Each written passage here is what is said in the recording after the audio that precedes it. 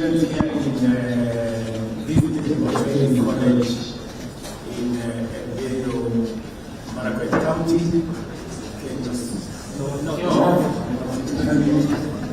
I was here a few years ago when we were starting this technical training college. I am a very proud person that I think 6 years down the road, we now have 1,880 students.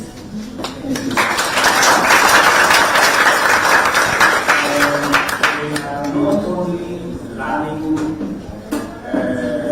technical skills, but they are also on to the digital world, which is one of our very flagship programs on making sure that as you learn, we also monetize your knowledge, your talent, the expertise you go through, and make sure that you have an opportunity to earn an income from what you're doing.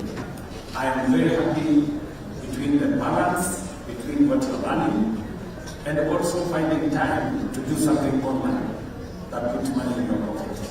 That is a very progressive way of learning.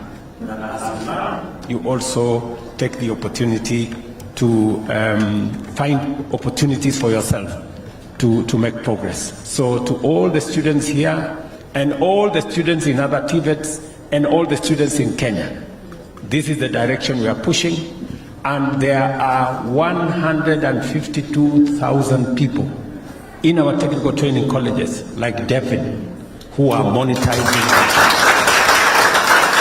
And I'm very, very proud of that. So, pongezi sana Devin na hawa wadosi wengine wote.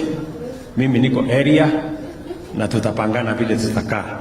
Hapa niko na Deputy President, mnamjua? Yes.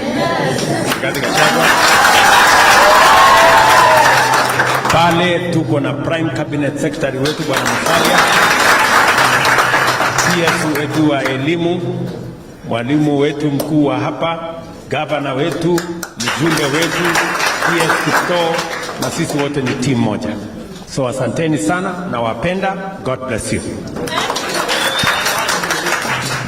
Yes.